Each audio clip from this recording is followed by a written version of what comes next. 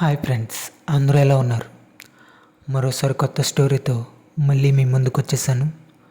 నన్ను సపోర్ట్ చేస్తున్న నా ఫ్రెండ్స్, ఫ్యామిలీ మెంబర్స్కి చాలా చాలా ధన్యవాదాలు. చాలామంది సబ్స్క్రైబ్ చేసుకోకుండానే చూస్తున్నారు. ప్లీజ్ సబ్స్క్రైబ్ చేయండి, ఒక లైక్ ఇవ్వండి. ఇక లేట్ చేయకుండా మన దెయ్యాల ప్రపంచంలోకి వెళ్ళిపోదాం.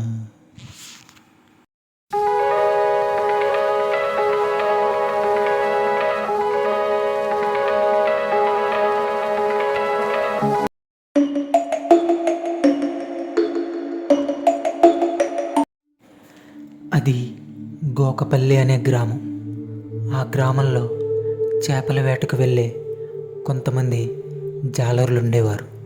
అందులో నరసయ్య అనే ఒక జాలరి చాలా ధైర్యం కలవాడు.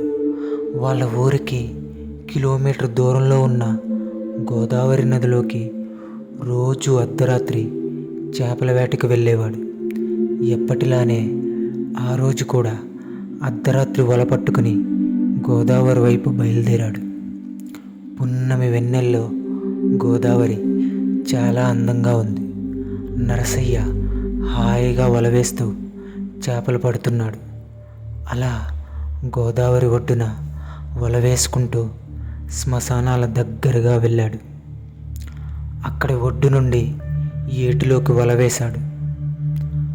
ఏటిలో ఏదో వలని పట్టుకున్నట్టుంది. ఎంత లాగినా రావడం లేదు. ఇక లాభం లేదు అని చేపల బొంగ ఒడ్డు మీద పెట్టి నదిలో దిగాడు. వలను తప్పించి పైకి వచ్చాడు. కానీ అక్కడ చేపల బొంగ కనిపించలేదు. ఇదేంటి, ఇక్కడే కదా పెట్టాను అని అటు ఇటు వెతికాడు. కానీ ఎక్కడా కనిపించలేదు. కొద్ది దూరంలో ఒక చింత చెట్టు కనిపించింది. ఆ చెట్టు మీద తెల్లని చీర కట్టుకుని ఒక బొంగ చేత పట్టుకుని చేపలు తింటున్న ఒక దెయ్యం కనిపించింది. నరసయ్య గబగబా దాని దగ్గరికి వెళ్ళాడు. ఏమే పిశాచి, నేను కష్టపడి వేటాడుకున్న చేపలు తినేస్తావా? ఉండు అని నీ పని చెప్తా అని చెట్టు మీదకి ఒక రాయి విసిరాడు. ఆ దెయ్యం బొంగని కిందకి విసిరికొట్టి చెట్టు కిందకు వచ్చింది. నరసయ్య చాలా కోపంతో ఊగిపోతున్నాడు. దానికి దెయ్యం, తమ్ముడా, చాలా ఆకలి వేసింది, అందుకే తిన్నాను అని అంది. అలా నరసయ్యకి ఆ దెయ్యం స్నేహితురాలయ్యింది. రోజు నరసయ్య వేటకు వెళుతూ ఉండేవాడు. ఆ దెయ్యం కూడా రోజు తనతో పాటు వెనక బొంగ పట్టుకుని రోజు నరసయ్యతో అర్ధరాత్రి వేటకు వెళ్ళేది. ఒకరోజు రాత్రి, తమ్ముడా, రేపు మాత్రం వేటకు రాకు, రేపు అమావాస్య, ఉగ్రభూతాలుంటాయి, చాలా ప్రమాదం, రేపు అస్సలు రాకు అని చెప్తుంది. కానీ నరసయ్యకి తన చెవికి ఎక్కించుకోలేదు. యథావిధిగా ఆ రోజు రాత్రి వల పట్టుకుని బయలుదేరాడు. ఆ రోజు అమావాస్య కావడంతో కారు చీకటి.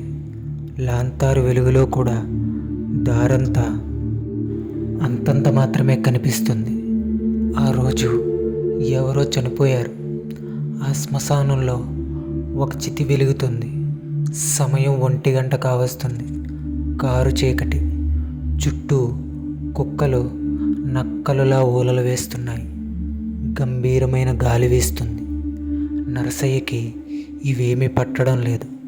తన సంచిలో నుండి వల తీసి నదిలోకి వేశాడు.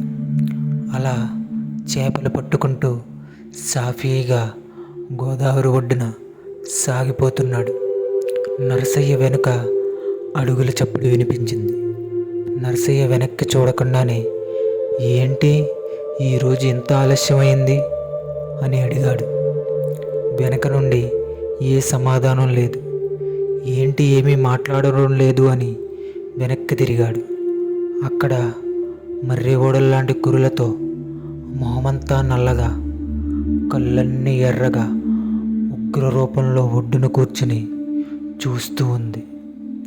అది అతనికి రోజూ కనిపించే దెయ్యం కాదు అని నరసయ్య గుర్తించాడు. అమావాస్య రోజు రావద్దని ఆ దెయ్యం చెప్పిన మాటలు జ్ఞాపకం వచ్చాయి. ఇది మాత్రం నన్నేం చేస్తుందిలే అని అలా నుంచుని ఉన్నాడు. నరసయ్యకి పిసరంతైనా భయం లేదు. ఆ దెయ్యం గంభీరంగా నవ్వుతుంది. హోరుగా గాలి వేస్తుంది. ఆ గాలికి నరసయ్య నిలవలేకపోతున్నాడు. తన వల గట్టిగా పట్టుకుని ఒక చేతిలో చేపల బొంగ పట్టుకుని నది ఒడ్డుపైకి ఎక్కడానికి ప్రయత్నిస్తున్నాడు. ఆ దెయ్యం ఉగ్రంగా తన వైపుకు వస్తుంది. నరసయ్య ఆ దెయ్యం తీరు చూసి కొంచెం తడబడి కాలు జారి కింద పడ్డాడు. అప్పుడు ఆ దెయ్యం నరసయ్యని కాలు పట్టుకుని శ్మశానంలో ఉన్న చితివైపుకు లాక్కుని వెళ్తుంది. నరసయ్య తన చేతిలో వలని చేపల బొంగని మాత్రం వదలకుండా అలానే పట్టుకుని నన్ను వదులు వదులు అని గిజగిజా కొట్టుకుంటున్నాడు. ఆ ఉగ్రపిశాచి లాక్కుని వెళ్ళి ఆ చితి దగ్గర పడేసింది. తగలబెట్టడానికి చితి పేరుస్తుంది. ఈలోపు అక్కడికి నరసయ్యకి రోజూ కనిపించే దెయ్యం వచ్చింది. ఒరే తమ్ముడు, నీకు నిన్నే చెప్పా కదా ఈరోజు అమావాస్య రావద్దు, ఉగ్రభూతాలున్నాయని. అందరూ నాలాగే మంచి దెయ్యాలుండవు. నువ్వు ఒక పని చెయ్యి. నువ్వు నీ దగ్గర ఉన్న వలతో ఒళ్ళంతా కప్పుకొని మధ్యలో కూర్చో. ఆ వల చుట్టూ ఉన్న పూస ఒళ్ళంతా కల్లులా ఉన్న వల ఆ వల ఆయుధంలా ఒక ఆయుధంలా పనిచేస్తున్న పిశాచి నిన్నేమీ చేయలేదు. తొందరగా చెయ్యి, అది వచ్చేలోపు అని చెప్తుంది. నరసయ్య ఆ దెయ్యం చెప్పినట్టే చేశాడు. చితిపేర్చిన పిశాచి నరసయ్య మీదకు వెళ్ళింది.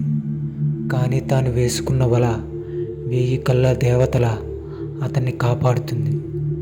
ఆ పిశాచికి నరసయ్యని తాకడానికి ప్రవేశం లేకుండా చేసింది. అప్పుడు ఆ పిశాచి పెనికేకలు పెడుతూ అలా నరసయ్య చుట్టూ తిరుగుతోంది.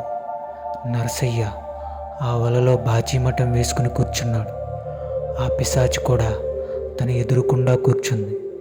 ఎంతసేపు అలా ఉంటాడో చూద్దామని నరసయ్య తెచ్చిన చేపలు తింటూ కూర్చుంది. అలా సమయం ఉదయం 3:30 కావస్తుంది. ఇక అక్కడ నుండి ఆ పిశాచి అదృశ్యమై వెళ్ళిపోయింది. నరసయ్య మాత్రం ఆ వలలో కూర్చుని సూర్యోదయం అయ్యాక లేచి ఇంటికి బయలుదేరాడు. ఇక అప్పటి నుండి నరసయ్య అమావాస్య రోజు వేటకు వెళ్ళడం మానేశాడు.